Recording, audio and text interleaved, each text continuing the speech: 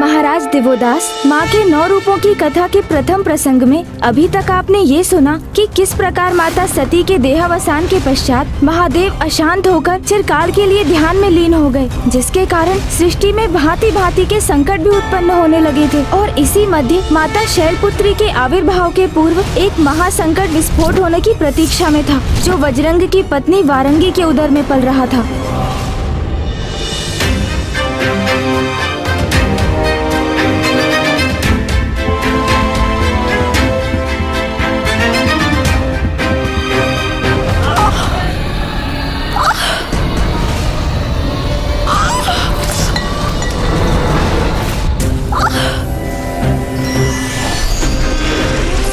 देवी वारंगी, किसी दुष्ट के जन्म के आभास से तो सृष्टि भी विचलित हो उठती है,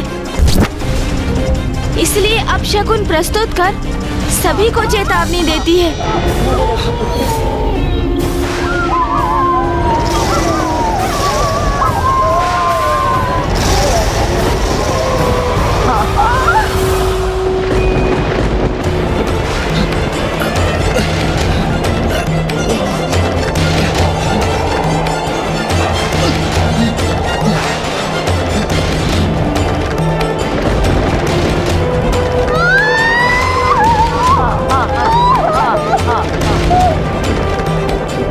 इतने अनिष्टकारी संकेत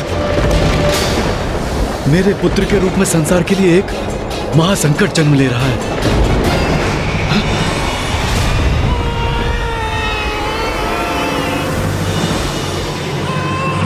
ये लीजिए आपका पुत्र।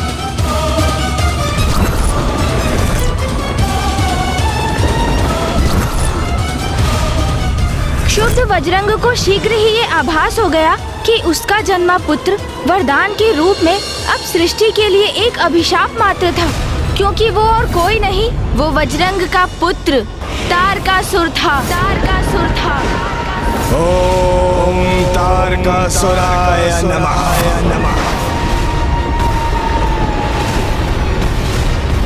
माता शक्ति संसार से लुप्त थी, उसी का दुष्परिणाम था ये, क्योंकि उनके लोप होने से संसार का संतुलन बिगड़ रहा था और जो उत्पन्न हो रहा था वो तो दुष्टता और बुराई का ही प्रतीक था। सृष्टि के लिए महासंकट बनने वाला था वो, इसीलिए माता आदि शक्ति का इस संसार में पुनः आगमन अति आवश्यक हो गया था। वारंगी पुत्र तारक वो दुष्ट था जो तारकासुर के नाम से कुख्यात होकर संसार पर संकट बनकर छाने वाला था। और वारंगी वो तो आरंभ से ही अपने पुत्र को हरिद्वेषी त्रिलोक विजेता बनाने का स्वप्न देख रही थी। उसने तो अपने पुत्र के हृदय में हिंसा, लोभ, कुटिलता आदि के विचार भर दिए थे। समय आने पर वारंगी ने उसे अन्य असुरों और स्वयं उसके पिता के समान कठोर तप करने की प्रेरणा दी, जिससे वो अपार शक्ति अर्जित करने में सफल हो सके। तारकासुर ने अपनी तपस्या आरंभ की इस उद्देश्य से कि वो स्वर्ग पर अधिपत्य स्थापित कर सके।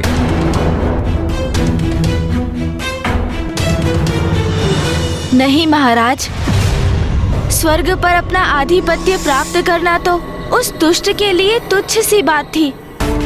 पूर्व के सभी असुरों से भिन्न उसने ब्रह्मदेव से ऐसा वरदान मांग लिया था जो सर्वथा अनूठा था। ओम ब्रह्मदेवाय नमः। ओम ब्रह्मदेवाय नमः। ओम ब्रह्मदेवाय नमः। ओम ब्रह्मदेवाय नमः। ओम ब्रह्मदेवाय नमः। ओम ब्रह्मदेवाय नमः। ओम ब्रह्मदेवाय नमः। ओम ब्रह्मदेवाय नमः। वत्स तारकासुर,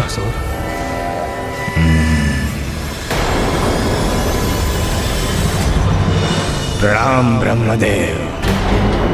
अपने तप से मैंने आपको यहाँ आने पर विवश कर ही दिया। कहो क्या वरदान चाहते हो? मांगूंगा अवश्य मांगूंगा। उसी के लिए तो इतना तप किया है मैंने।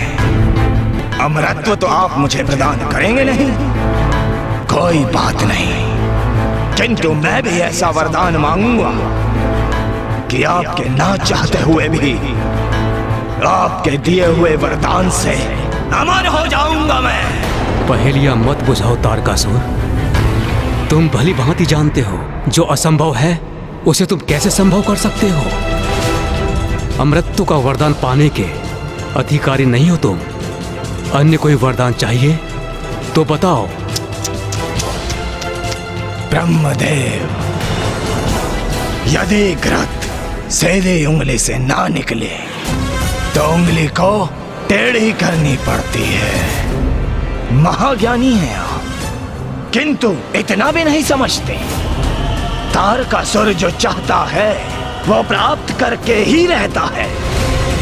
मुझे वरदान दीजिए ब्रह्मदेव।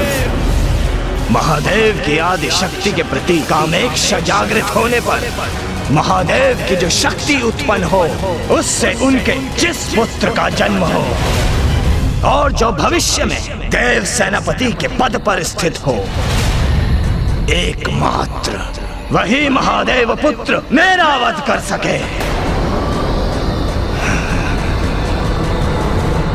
ये कैसा वरदान मांग लिया तारकासुर ने?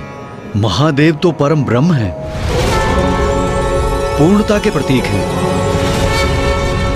परम योगी हैं। काम इच्छा तो उनमें लेश मात्र भी जागृत नहीं हो सकती। और महादेव की अर्धांगिनी अर्थात देवी सती ने भी तो योगाग्नि में अपने तन का दाह कर दिया था ना। अर्थात वो तो संसार में उपस्थित ही नहीं थी, जिसके कारण महादेव स्वयं भी विरक्त भाव से समाधि में स्थित थे। इसलिए इस अवस्था में महादेव के पुत्र का जन्म भला कैसे हो सकता था? अर्थात तारकासुर कपट कर रहा था। फिर ब्रह्मदेव ने क्या कहा गुणेश जी? ब्रह्मदेव किस गहन चिंता में डूब गया। आपका भक्त आपके समक्ष खड़ा है, जिसने आपको प्रसन्न करने के लिए कठोर तप किया है। भगवान हैं आप, अपने भक्त को कैसे निराश कर सकते हैं आप? बोलिए, वरदान तो आपको देना ही होगा, तो मेरा वरदान दीजिए मुझे। प्रभु दीजिए मुझे मेरा वरदान। प्रभु मेरा वरदान मुझे दीजिए, मैं आपके समक्ष खड़ा हूं। तथास्तु, तथास्तु।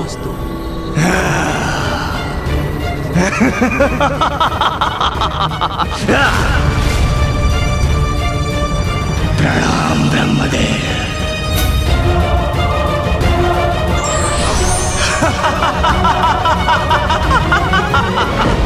अमर हो गया मैं, अमर अमर अमर। एक और महादेव समाधि में लीन है, दूसरी ओर आदि शक्ति विलुप्त है। ऐसे में उनका पुत्र जन्म कैसे संभव होगा? इसका तात्पर्य है मेरा वध नहीं हो सकता, असंभव है ये।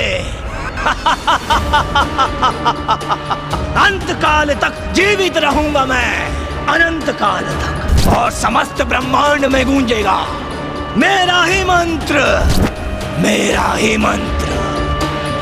ओम तारकासुराय नमः, ओम तारकासुराय नमः।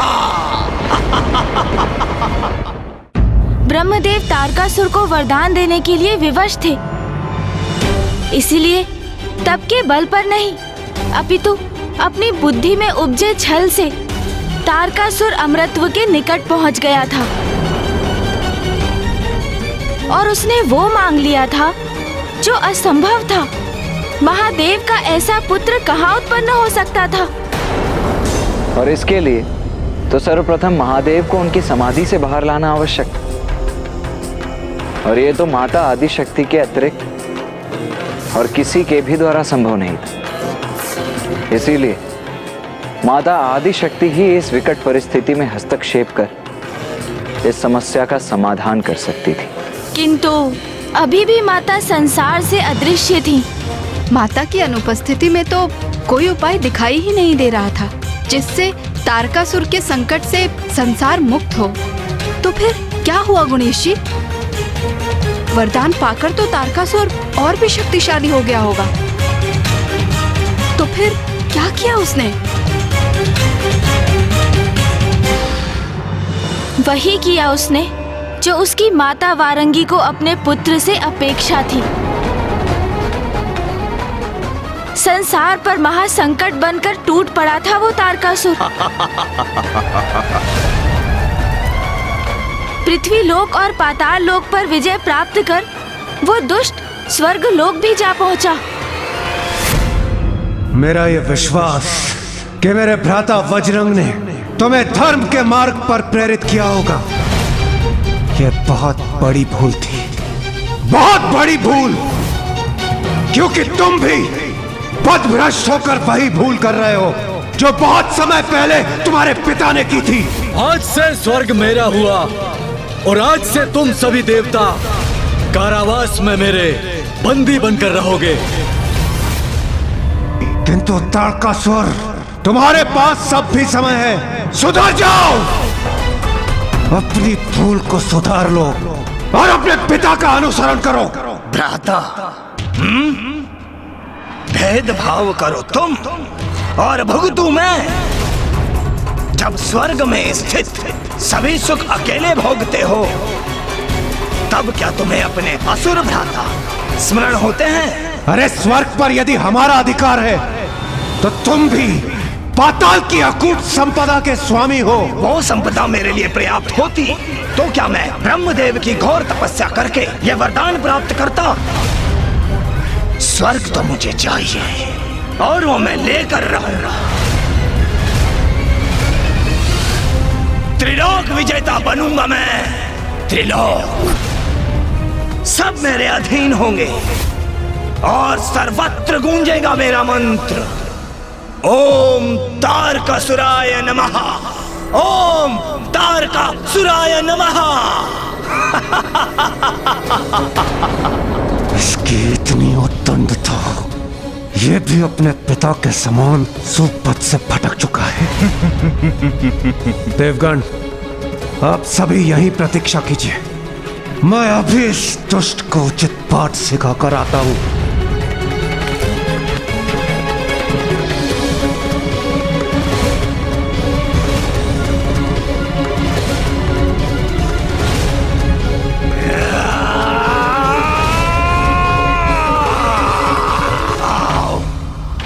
देवराजेंद्र, तुम्हें पराजित करके मैं स्वर्ग पर भी अपना एकाधिकार स्थापित करूंगा। दुष्ट असुर, मेरे एक ही प्रहार में तुम्हारे सारे ब्रह्म मिट जाएंगे। सावधान! ब्रह्म मिटेगा किंतु मेरा नहीं, तुम्हारा।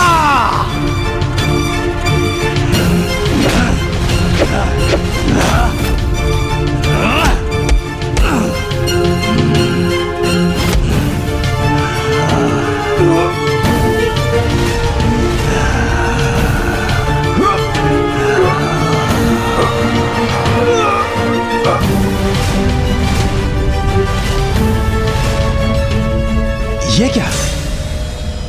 इसने तो देवराज को भी भुजा में जकड़कर ऊपर उठा लिया। इंद्रदेव का ऐसा अपमान कदापि सहन नहीं करेंगे हम। तारकासुर, तुम्हारा इतना दुस्साहस! मूर्ख देवताओं, शीघ्र तुम भी उसी अवस्था में होगे जहां पर तुम्हारे देवराज इंद्र हैं।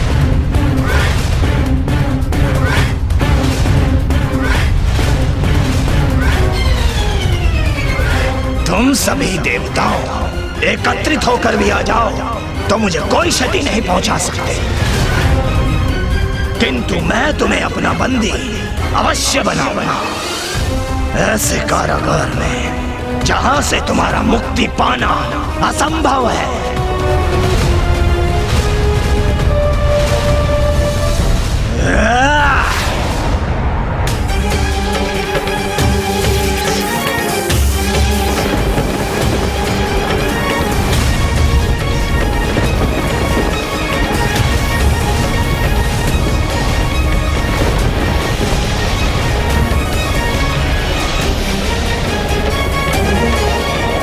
ये कैसे प्रवेश द्वार है जिन्हें ये नियंत्रित कर रहा? कुछ भी हो, हमें आक्रमण तो करना ही होगा।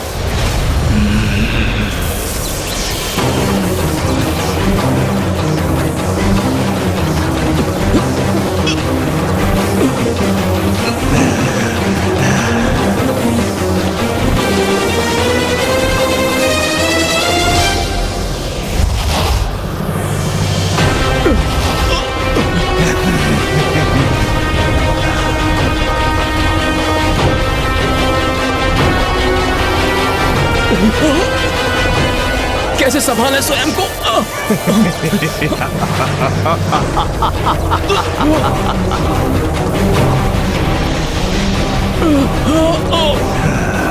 इस प्रकार तो सूर्यदेव, वायुदेव, वरुण देव और अग्निदेव इस संसार से लुप्त हो जाएंगे, और यदि ऐसा हुआ तो इस संपूर्ण सृष्टि का सर्वनाश हो जाएगा। इंद्रदेव, इन देवताओं के साथ सृष्टि की रक्षा तुम्हारे निर्णय पर टिकी है। तुम चाहो तो इन देवताओं की रक्षा संभव है।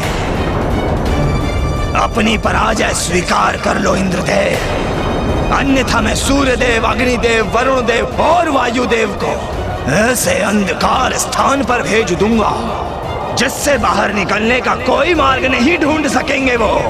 ऐसे स्थान में ये क्या हो रहा है? ये सब क्या हो रहा है?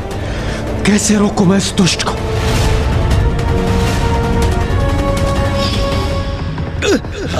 पानी नहीं है, प्रभु, ये क्या हो रहा है? ये क्या हो रहा है? नष्ट हो जाएंगे, मेरी सांसें लुप्त हो रही है प्रभु। देखो इंद्रदेव, वायुदेव और वरुण देव के लुप्त होने का प्रभाव तो होने भी लगा है। धीरे धीरे सूर्यदेव भी ऐसे ही लुप्त हो जाएंगे, और यदि एक बार वो अदृश्य हुए तो सृष्टि अंधकार में डूब जाएगी, और वो तो बस आरंभ होगा। देवताओं के लुप्त होने के परिणाम स्वरूप उनके विनाश का शीघ्र ही निर्णय लेना होगा। तुम इस सृष्टि की रक्षा करोगे या ये सर्वनाश होने दोगे? बताओ। नहीं इंद्रदेव, पराजय स्वीकार मत कीजिएगा। नहीं, कदापि नहीं, कदापि नहीं दुष्ट। कदाचित इतना पर्याप्त नहीं है तुम्हारे लिए इंद्रदेव, तो उचित है मैं तुम्हें भी इस अंधकार में धकेल देता हूं। जाओ।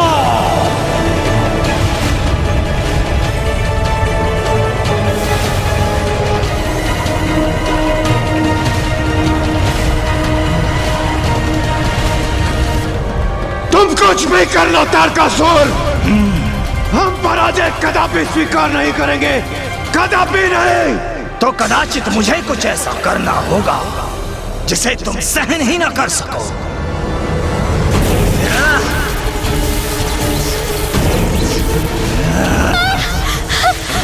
स्वामी, स्वामी रक्षा कीजिए स्वामी।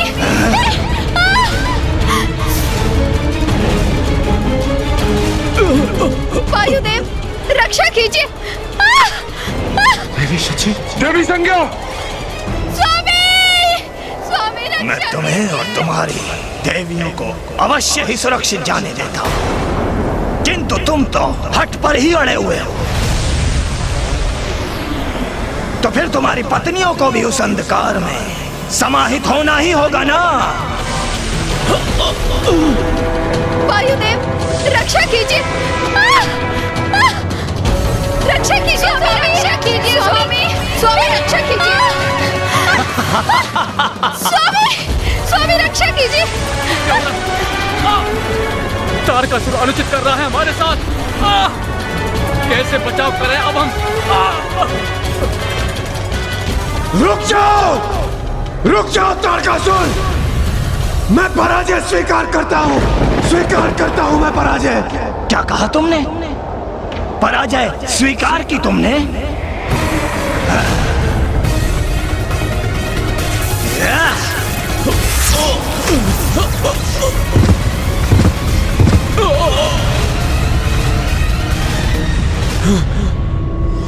इंद्रदेव, मेरी शक्ति का प्रदर्शन।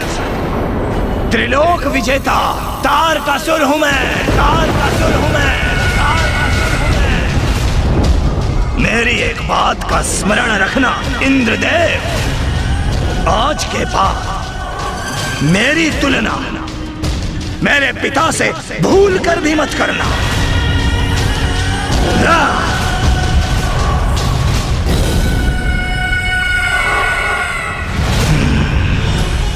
तारकासुर से पराजित होने के पश्चात लाचार होकर सभी देवता ब्रह्मदेव की शरण में गए।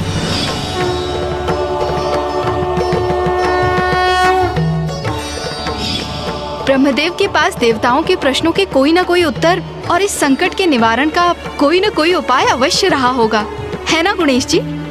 क्योंकि उन्होंने ही तो तारकासुर को वरदान दिया था। मात्र ईश्वर से ही सभी प्रश्नों के हल की अपेक्षा करना उचित नहीं। हमें स्वयं भी प्रयास करने चाहिए। क्योंकि महाराज, यदि ईश्वर का अपने भक्त के प्रति दायित्व है, तो क्या भक्त का उनके प्रति दायित्व नहीं? अवश्य, भक्त का भी ईश्वर के प्रति बहुत बड़ा दायित्व है। तो आप ये बताइए महाराज, यदि किसी भक्त को ज्ञात हो कि उसको प्राप्त वरदान के कारण कहीं किसी प्रकार का अनिष्ट हो रहा है, तो क्या ये भक्त का दायित्व नहीं कि वो उस अनिष्ट को होने से रोकने के लिए अथवा उस स्थिति में सुधार लाने के लिए समस्त प्रयास करे? आशा है आप भी शीघ्र ही समझ जाएंगे राजा दिवोदास कि आप भी उन्हीं भक्तों में से एक हैं जिन्होंने अज्ञानतावश भगवान द्वारा प्राप्त वरदान का उचित उपयोग नहीं किया, और आपकी काशी में राज इच्छा के कारण ही एक बहुत विकट समस्या उत्पन्न हो गई है। अवश्य, उन्हें ऐसा अवश्य करना चाहिए, ये तो भक्त का कर्तव्य है। किंतु माता, भगवान में प्रबल आस्था रखने वाले महान से महानतम ऋषि मुनि, यहाँ तक कि महान धर्मनिष्ठ राजा तक इस सत्य को समझने में असमर्थ हो जाते हैं, तो हम तारकासुर जैसे असुर से और क्या अपेक्षा रख सकते थे? इसीलिए आपके प्रश्न का उत्तर है नहीं। ब्रह्मदेव ने ना तो देवताओं के प्रश्नों का उत्तर दिया, ना ही उनके संकट निवारण का कोई उपाय।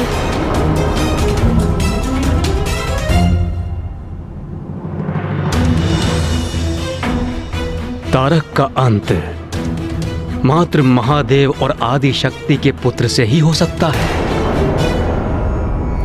क्योंकि देवी आदि शक्ति ही महादेव में काम इच्छा जागृत करने में सक्षम है।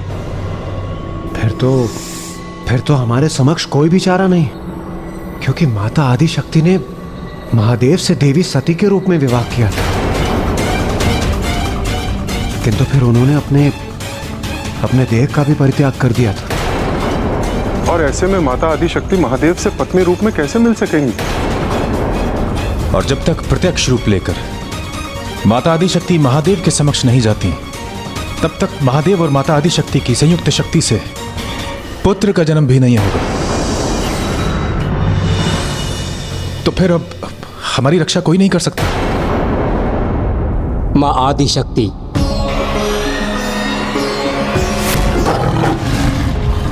अब उनके आगमन से ही इस तारकासुर नामक संकट का अंत संभव हो सकता है।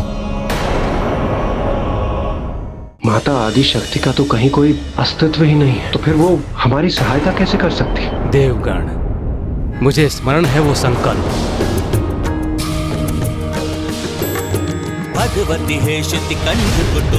मुझे क्षमा कर दीजिए इस देह में और इस रूप में जिसमें मैंने आपको अपार कष्ट दिया। मैं अब एक क्षण भी और नहीं रहना चाहता, किंतु मैं उचित समय आने पर माता मैना की पुत्री के रूप में जन्म लूंगी और पुनः आपकी पत्नी बन आपका सानिध्य प्राप्त करूंगी। जब देवी सती ने देह त्यागने हेतु योगाग्नि उत्पन्न की थी, तब उनके मन में आगामी समय में देवी मैना की पुत्री के रूप में जन्म लेकर महादेव की पत्नी बनने का उनका संकल्प प्रकट हुआ था। देवी मैना, वो कौन है ब्रह्मदेव? देवी मैना और अन्य कोई नहीं, वरन प्रजापति दक्ष की ही नातिन थी। प्रजापति दक्ष की पुत्रियों में से एक थी देवी स्वधा। उन्हीं देवी स्वधा से 3 अयोनिजा पुत्रियों का जन्म हुआ। वो थी देवी मैना, देवी धन्या और देवी कलावती। एक बार माता मैना, माता धन्या और माता कलावती नारायण के निवास वैकुंठ में आयोजित यज्ञ में भाग लेने गईं।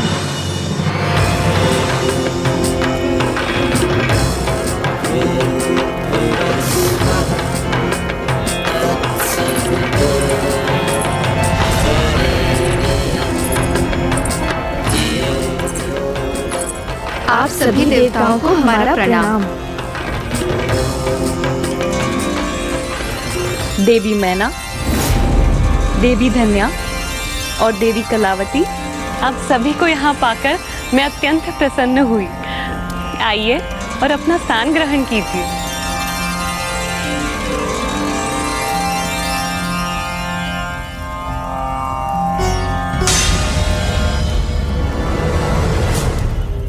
नारायण के उस महायज्ञ में सभी देवी देवता भी उपस्थित थे। तभी वहाँ बाल ऋषि सनकादिक कुमारों का अर्थात ऋषि सनक, सनातन और शौनक का आगमन हुआ।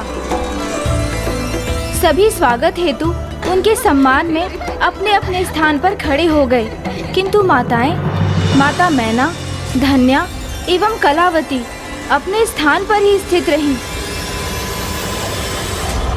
उनके द्वारा अपनी ऐसी अवमानना से चकित ऋषिवर उन्हें दंडित करने पर बाध्य हो गए, क्योंकि ऋषियों का अपमान दंडनीय अपराध है।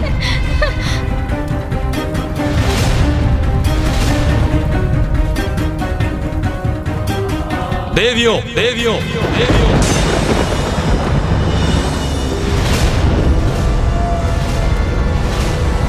तुम तीनों देवियों ने हमारा अपमान किया है और मनुष्य की भांति अपने अहंकार का परिचय दिया है। इसीलिए तुम्हें पृथ्वी लोक में मनुष्य योनि में जन्म लेना होगा।